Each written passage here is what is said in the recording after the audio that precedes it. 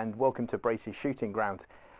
Today I've got a guest coming down. Is a friend of ours from WMS in Wales. It's Andrew Venables. He's coming down today to help me work on a couple of elements of my shooting, namely shooting off of sticks. I feel strongly about shooting off of sticks, and that it's one of those sort of skills that really does require practice. It's very easy to get time shooting on a bench or shooting from a bipod, you know, from a nice prone position, and we spend a lot of time zeroing rifles and practicing from those sort of conditions. But the reality of the type of shooting that I do, I'm very much into my deer stalking, and I would say 9 times out of 10 I will be taking a shot from a set of sticks. So it's one of those skills that I feel people under practice, and I feel very strongly that you should, you know, whenever you get an opportunity, get your sticks out. Don't just go out and practice off of a bipod or off of some sandbags laying prone or off of a shooting bench. Take your sticks out and practice shooting off your sticks. It'll make you a better shot, and it helps you, you know, no end down the road. Here he is, the man. Hi. You mentioned the shooting off the sticks thing. It's a classic thing. I would say 90% of people out there, they zero their rifle. They've often got friends with them. Everybody's afraid of not shooting a group that's as small as their mate's group. So you're on the sandbags, the bench, you're prone with a bipod, you've got a back bag, all the things that you do to get the little group. And then you go, right, the rifle's zeroed, let's go hunting. And you don't practice with the sticks.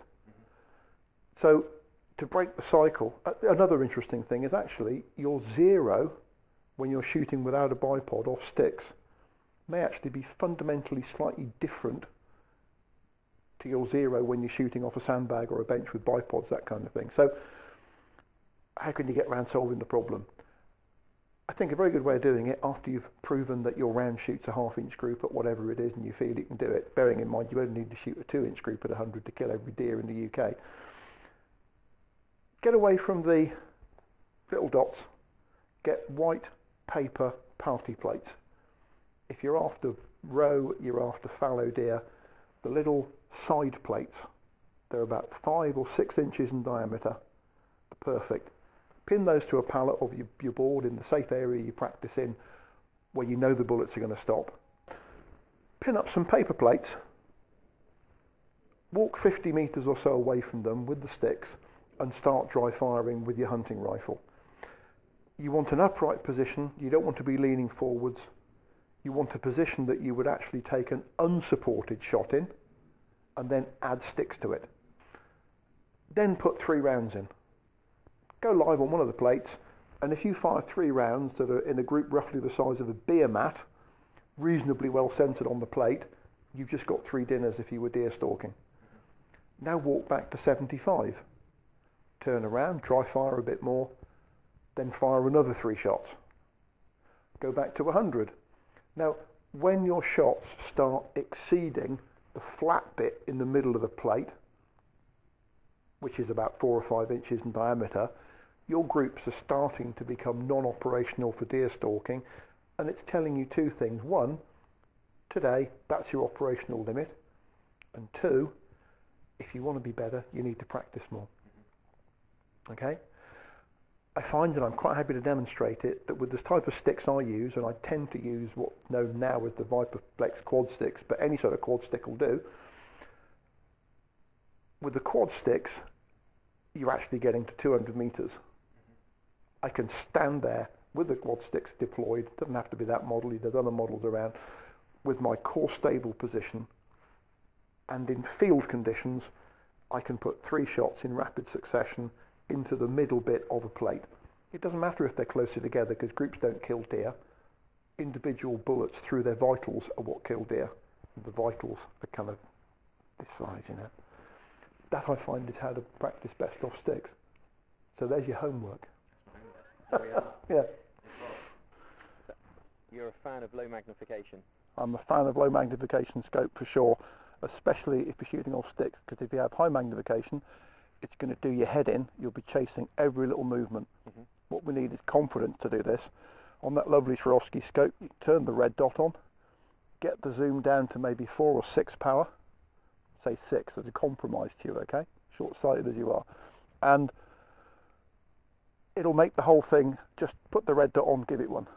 Because shooting off sticks, that's what you want to do. Put the red dot on, give it one. So we're looking for a more instinctual, we're not target shooting, we're not sort of trying to... You are target shooting, but you're not chasing the rainbow. You know, you're trying to put a shot in somewhere near the middle of a 6-inch paper plate. Yeah. You're not trying to hit a 1-inch orange dot. Okay. And for that purpose, let's have a crack at the row target down there. Ample. Okay. Okay. Remember when we first came on the sticks, you want to be standing upright, arse under your shoulders, not leaning forwards at all. Core stable. If you bring your left foot and put it near the left leg of the stick, that'll square your position up and it will rest the sticks on your investment. I've got plenty of that. Okay, now there's nothing in it at the moment. Just gently slide the bolt forwards, okay? And there's nothing in it. So just set the thing on fire. Good. And just dry fire a couple of times and you tell me if that red dot's staying where it is. Yeah, no problem with that. Just draw the bolt halfway back, recock, that's it. Now, look over the top of the telescopic sight at the target.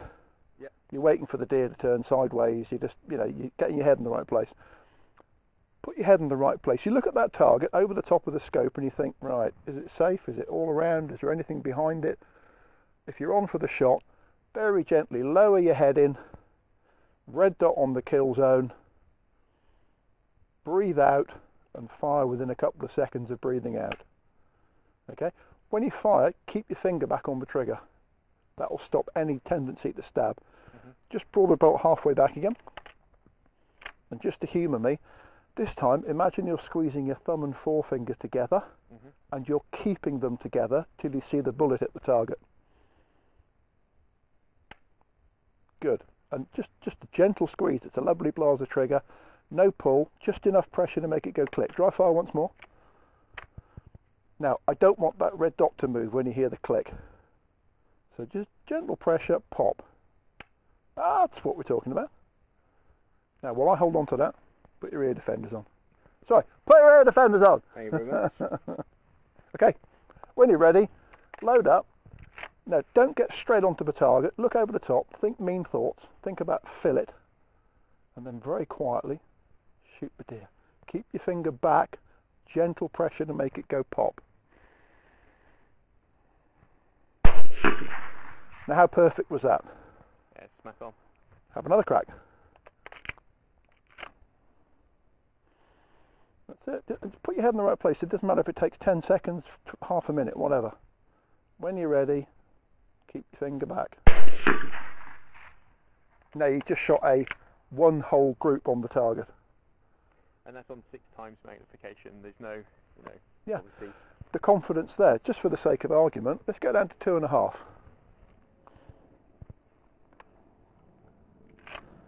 Look over the top for a minute. When you're ready, all your job is to put the red dot in the same place and shoot the target. Okay? You've done exactly the same thing again. Now, interestingly, after the 3 shots, you were a little bit more on the trigger then. Focus on this dry firing thing. You're live now, so focus on finding the trigger, caress it gently. When you're ready, just gently squeeze it. Perfect. Now, can you see how much more perfect that shot was than the last one? That was much better. Yeah, I can't quite see. I could do with turning up. Well, I know. Turn up and have a look. Now, one of the shots on 2.5 power went a little bit lower and right, didn't it? It did, yeah. But that was nothing to do with magnification. That was Dan head. Yeah, sure, absolutely. As you can feel a series of shots mounting up on you. Focus on the smoothness issue. Loads of dry firing. And what I suggest you do with sticks is dry fire 5 or 10 times before you even put the ammo in. And if it works 9 out of 10 times, then go live. And just try and make it work 3 times. If you've done it 3 times in a row, why risk cocking it up with a 4th one? Yeah. You're out using sticks. You're not going to be shooting 4 or 5. Well, ideally, you're not going to be shooting 4 or 5 times off the set of sticks. It's about one perfect. Right once. Yeah, one perfect shot. All right, let me step in. what I'm talking about in the sequencing of the shots. So I'm putting it on an empty chamber. I'm going to have a little play with this because I'm an old guy with long sight. Okay, that'll be fine. Now, let's put it back on 2.5, just to press the point. Left foot close in, so we want to be standing upright as this when it comes back into your shoulder. Okay? When you breathe in, the sights go down a bit. When you breathe out, they come back up. Just watch me on the trigger work. This is the trigger work I'm looking for.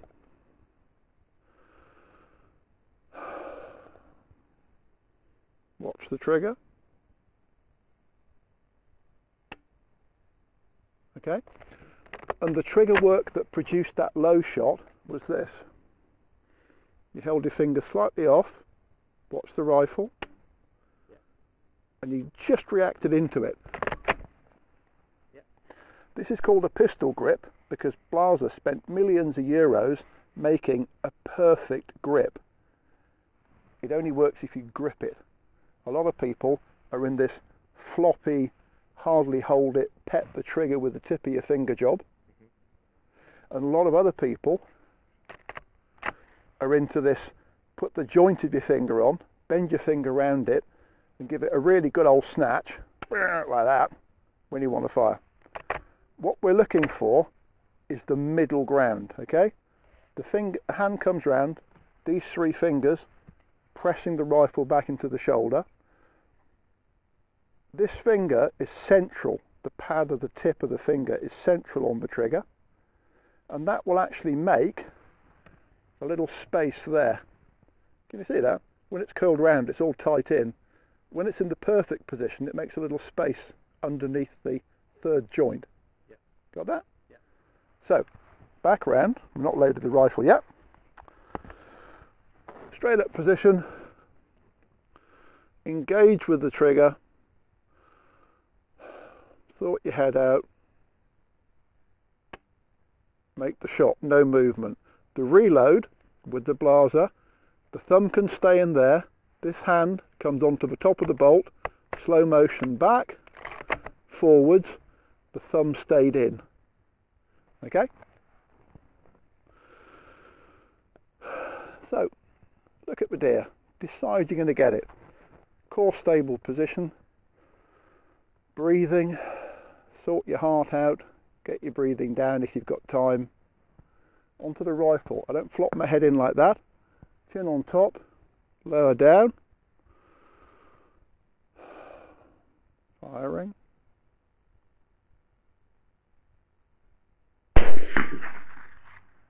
Okay? And then reload, back, forwards, ready for the next shot. Okay?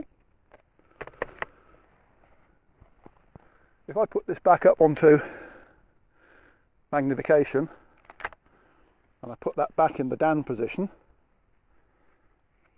Oop. All the way, yeah, just keep going. All the way? Yeah, that's the one.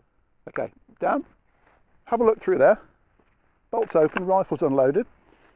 Tell me where that round went. Shot him in the head. I did, because it's a steel target and we can't wound one of them. But interestingly, I shot it in the head off sticks at 100 metres on 2.5 power, and I knew it was going to work. Yeah. That's the mindset you want to go hunting with, isn't it? Absolutely. High five.